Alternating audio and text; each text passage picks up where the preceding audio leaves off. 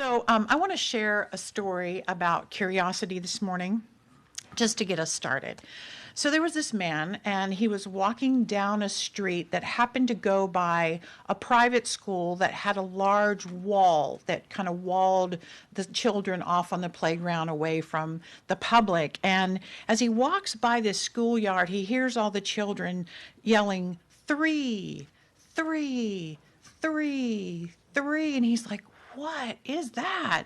He's wondering what they're doing, what kind of game they're playing. So he sees a little hole in the fence and he's like, the wall. And he says, I want to look through there. So he's so curious about what's happening on the other side of the wall. So he bends down and he looks in the hole, and this little finger comes out and pokes him in the eye, and they all go, four, four, four.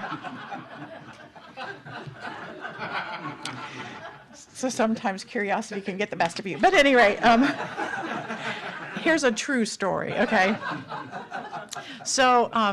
In 2006, a high school teacher asked her students to write to a famous author and ask for advice.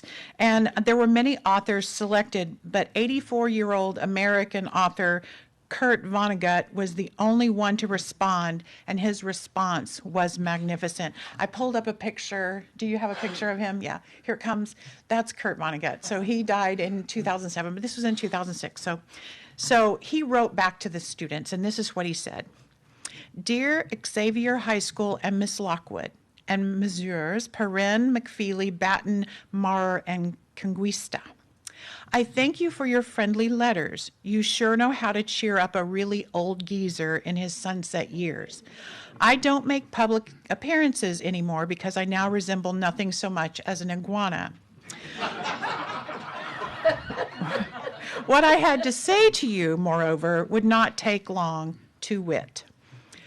Practice any art, music, singing, dancing, acting, drawing, painting, sculpting, poetry, fiction, essays, reportage, no matter how well or badly, not to get money and fame, but to experience becoming, to find out what's inside you, to make your soul grow. Seriously, I mean starting right now, do art, and do it for the rest of your lives. Draw a funny or a nice picture of Miss Lockwood and give it to her. Dance home after school and sing in the shower and on. Make a face in your mashed potatoes. Pretend you are Count Dracula. Here's an assignment for tonight, and I hope Miss Lockwood will flunk you if you don't do it. Write a 6-line poem about anything but rhymed, no fair tennis without a net. Make it as good as you possibly can, but don't tell anybody what you're doing. Don't show it or recite it to anybody, not even your girlfriend or parents or whatever, or Miss Lockwood, okay?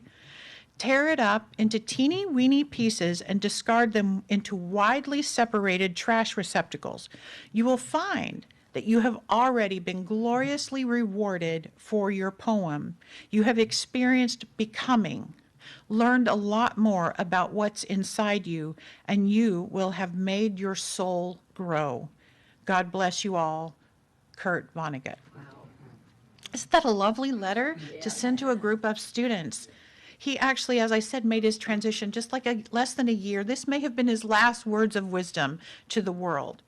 And basically, he has given my lesson for today. Be curious about what is inside you and do whatever it takes to discover it your entire life. Don't let anyone or anything discourage you or dissuade you from figuring that out. You came here to this human plane to make sure that whatever was born inside of you doesn't die inside you.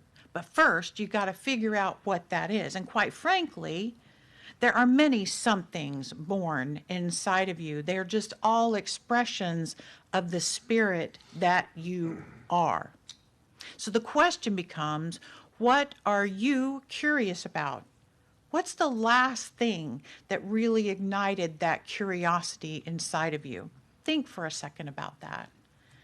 Because curiosity is powerful, because what it does is it excites us and moves us out of our day-to-day complacency. And it connects us with ideas of what could be possible if We learn something new about ourselves, about what is inside of us, and about how do we express what's inside of us out into the world. So each one of us, as Susan shared in her reading, we are all born with this divine urge to grow and to learn. And that urge is very evident in babies, isn't it? Right? No one has to ask a little one to learn. They're just so curious, and learning, that curiosity just pulls them forward into the unknown with consistency. It's always happening. Have you ever seen a baby discovering a body part for the first time, like their own feet? Like all of a sudden they just catch a glimpse of this foot and they're like totally grabbing it and licking it and all that stuff, and they squeeze it, they just look at it, and they don't know what it is. They don't understand it's their own foot. They're just exploring it, or their belly button, their fingers, or whatever. Actually, if you want a good laugh, go on YouTube and watch videos of babies discovering themselves. It's hysterical.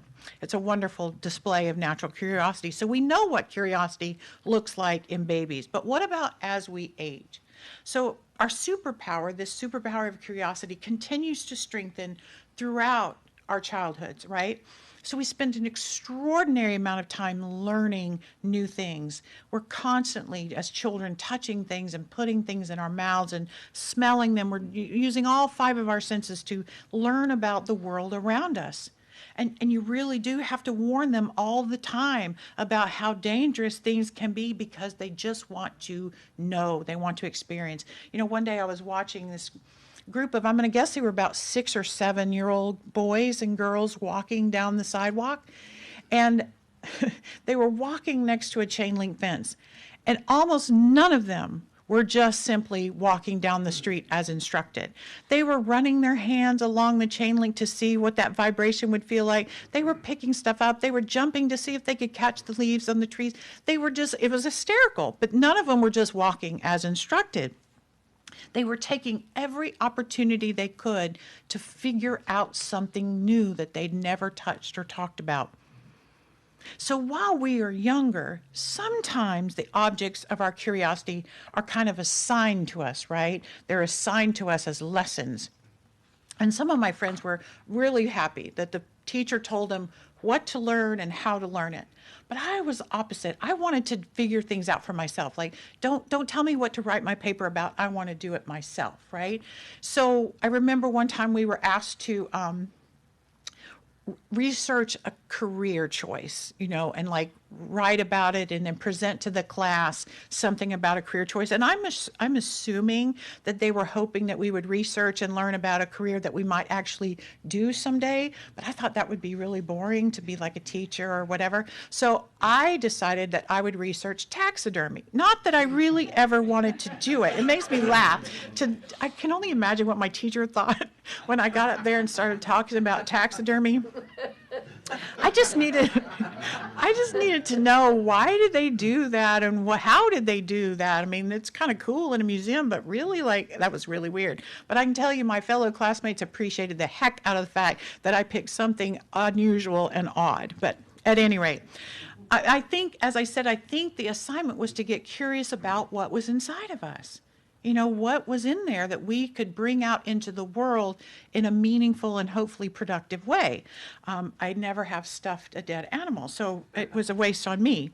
But now we're adults, and we have a relationship with our own inner curiosity. So my first point about curiosity is we've got to remember that this is one of the tools that we were given when we came onto this human plane, this innate part of us that wants to learn about the world around us and the world inside of us. And if we had adults around us when we were young that were lifelong learners, we probably were kind of ingrained with the importance of maintaining our curiosity and encouraged to have a strong connection with it as we grew up. We were pushed to learn, and we had people around us who were anxious to answer our questions or point us in the right directions if we were surrounded by that kind of adults. I remember that we had a set of encyclopedias in our house, so we knew better than to ask our parents a question, because they were going to say, just go look it up, and then you come tell me what your answer is. So we were pushed to do that kind of learning. And my parents were readers, and they encouraged us to be readers too. But I know that some people weren't in that environment when they were younger. And so you may not have had your natural curiosity met with a lot of support, because sometimes we grow up in homes where just the basic needs were a big enough struggle for our parents. They didn't have time to deal with all these other things. And so that support of curiosity may not have been available to you. So sometimes also questions were seen, maybe you can relate to this, as a challenge to authority. They just really wanted us to get along and be cooperative and not necessarily slow everything down with asking so many questions. So sometimes if we come through those kind of environments, our curiosity can be dampened. It can kind of go underground and dormant. And if we're not allowed to pick our own areas of learning, our desire to learn and our curiosity can become abandoned, actually. But I want to remind you that within you is that inherent desire to know more about ourselves and the world around you. And whether it was encouraged as a child or not, inner curiosity has you in this room this morning. So I know way too many people who stop being curious way too early in their lives. And so I did a little digging, and I did some of this digging in Sacred Cup this morning, actually. I asked everybody, why is it that people stop learning? And we came up with lots of answers to that. And one of them is inertia. We become complacent with the way we have done things forever. And we sort of believe that we don't have the energy to do different things and new things, to improve and to change. So inertia kind of keeps us as we are. And if our careers don't kind of force us to keep learning, we just stop. And curiosity brings up the need to learn, and I'm just too tired to do that. So I'm not going to do it. Another reason people stop learning is because they move from being learners to knowers. And knowing is a direct obstacle to learning. Because if we already have the answer figured out, if we already know something, we just stop being curious. We don't need to know anything else. Once we have an answer to a question, you don't need to find another answer, right?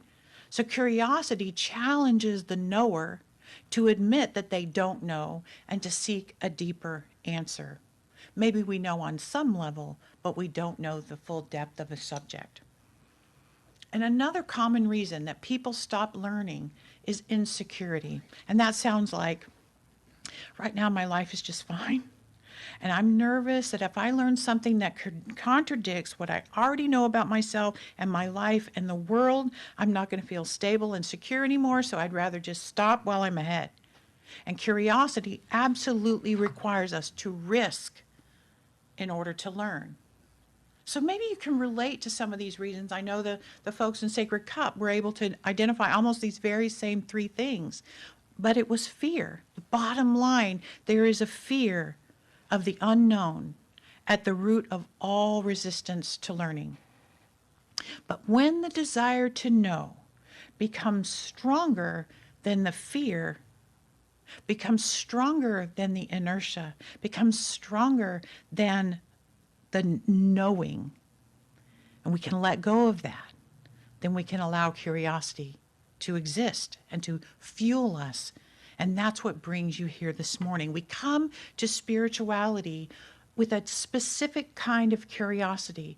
We went around the room again in Sacred Cup this morning and said, what are you here? What are you curious about that you're here? We're here because there are these big questions in life. Why am I here on this planet? Who am I really? What kind of power do I have inside of me? Can I change the things that I really want to change in my life? What is my relationship to the world? And what is my relationship to that power inside me? What do I really believe? These are some of the questions that we bring in curiosity to the subject of spirituality. And we're met here with the faith that says the universe is for me. And I can let go of fear and start getting excited about the things I may be curious about. I want you to get super connected to your curiosity. Why? because curiosity leads us to more and more spiritual insights and information that kind of pushes the boundaries of our world outward. And when we practice living in alignment with spiritual laws and allow ourselves to go beyond our old thinking patterns, we grow our personal power. As we dive into things we don't know about, remembering that everything is a part of this spiritually balanced universe, our limited ideas are transformed because we can find out more and more and more and understand who we really are. Remember this, we live in a limitless universe, and our experience of it is only limited by our own beliefs and our own perceptions. Because if we allow fear to kind of wall us off, there's so much that we don't ever get to experience. If we think the world is a scary place and we're walking around in it all by ourselves, no wonder we don't want to get curious of more things, but we know better. We know this is a spiritual universe. We know the power of God is within us. So we can explore, we can learn. Whatever is right below the surface inside of us has always been a mystery to us. And for some of us, thinking about that brings about excitement. But for most of us, the unknown brings about a fear. And so my invitation today is to dive through that fear, and learn about the wonderment of the unknown within you. So who are you deep beneath the surface of yourself? Let's go back to the letter from our author, because his line was, practice any art, music, singing, dancing, acting, drawing, painting, sculpting, poetry, fiction, essays, reportage, no matter how well or badly, not to get money and fame, but to experience becoming, to find out what's inside you, to make your soul grow. I take that to mean that his understanding is that what is in deep inside all of us is the desire to create, to express. All those things he named are what let out what's inside you. And his letter gives us a clue as to what prevents us from letting those things out. And it's fear of what other people will do or say in response. But he encouraged the students, you create anyway. You do it anyway, just for the sake of discovering yourself. You do it. The reward is in the doing it, not the response to it. So today's lesson is about getting wildly curious about what's inside you.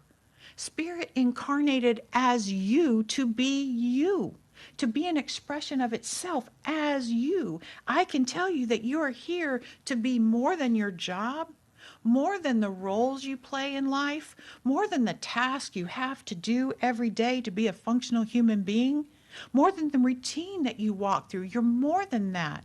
Get curious about that love that is uniquely yours. Get curious about your own inner light. Get curious about what makes your soul sing. Get curious about becoming more and more and more and more you. It's what you're here for. And as a specific challenge, I challenge you to get especially curious about your white stone word. And if you don't have one, just select a quality of God. Love, peace, joy, harmony, whatever that word is that sparks your soul. Get super curious about your word. Your higher self selected that particular word for you this year. Why? What is it calling you to do or to change or become? Research it. See if you can find a book about developing that quality that you selected. Google quotes or essays about your word. Grow your knowledge about your word and see if there's wisdom under all the rocks that I encourage you to look underneath. And then express your white stone word creatively.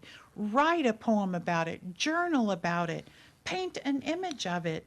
Talk about it with others. Let it out. Live it out loud.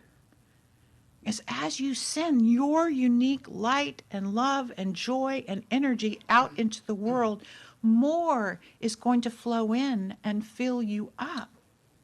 That's what we're here for, to get curious about what's inside us and then express it out into the world as the God beings that we are.